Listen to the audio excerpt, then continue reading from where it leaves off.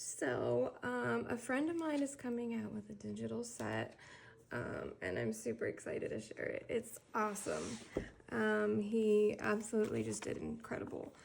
And I'm going to make a journal for it, of course, but I'm going to do it like this style.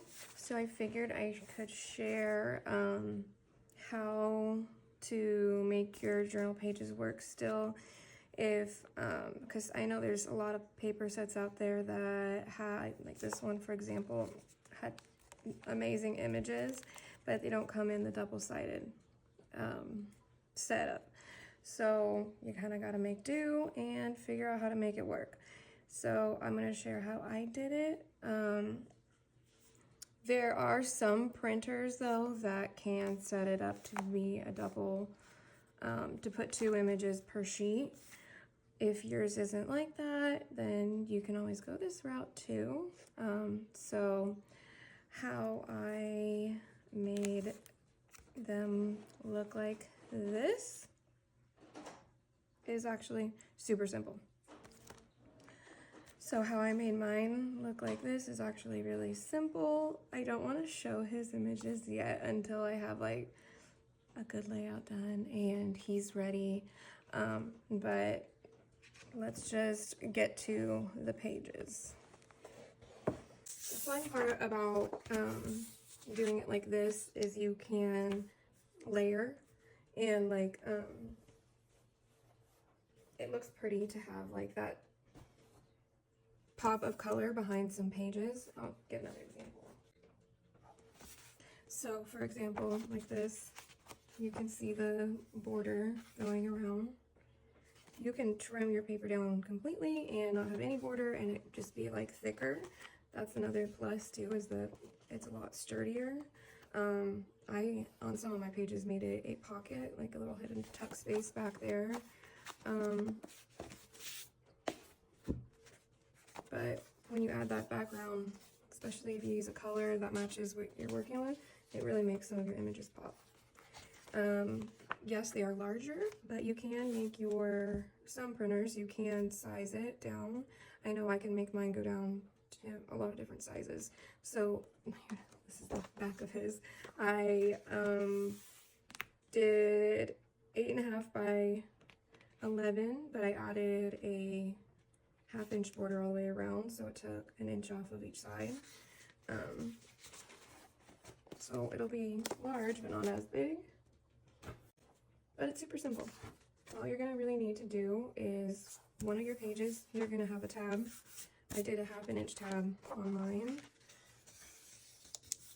Then your second page,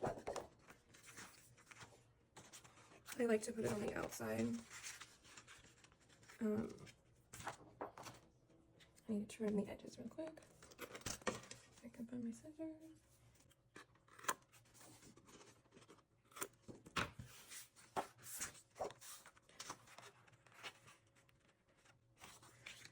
So I usually will just make a stack of, I don't know, let's say I have 20 pages. I'll do 5 with the tab, 5 without the tab. Once you glue them together, you of course obviously have 2 and 2, so 4. But I like leaving a blank page on each side so that I can use that to add like a decorative cardstock. Another example. See, between pages I will be able to add fun little stuff like that. Here. This one. This one will be adding something there, but there's an example of the pockets. They are bigger, they are heavier, but everybody likes a bigger journal sometimes, right?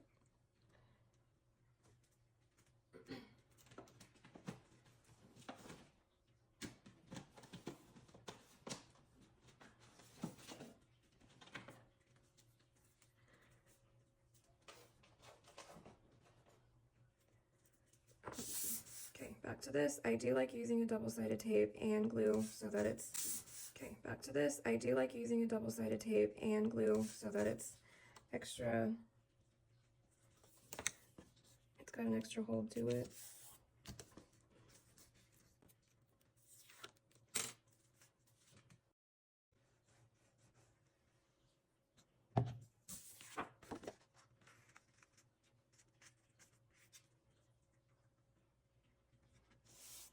to line up my edges good. And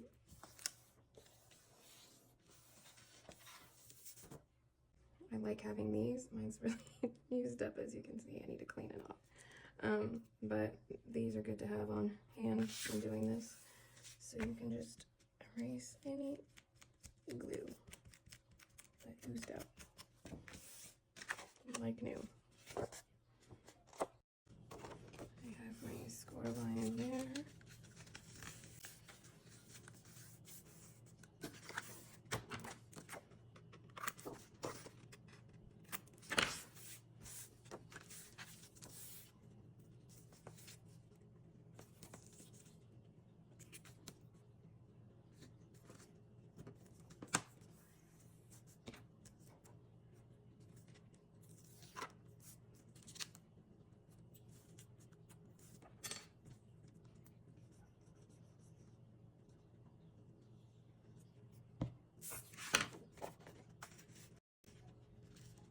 Line up your page.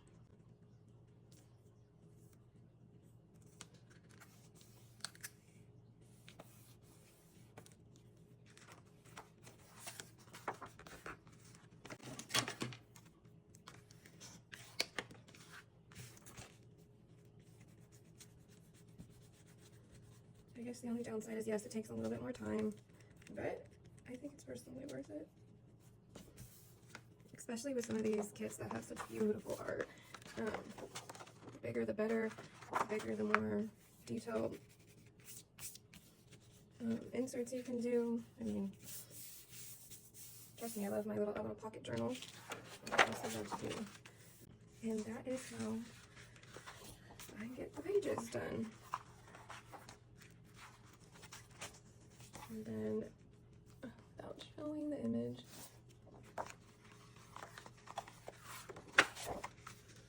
let's see, it's got a nice little border.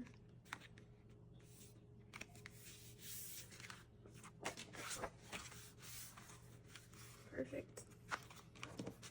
Super easy. I can't wait to share this kit with you guys. It's so fun, so fun. And he has a lot more fun ones coming.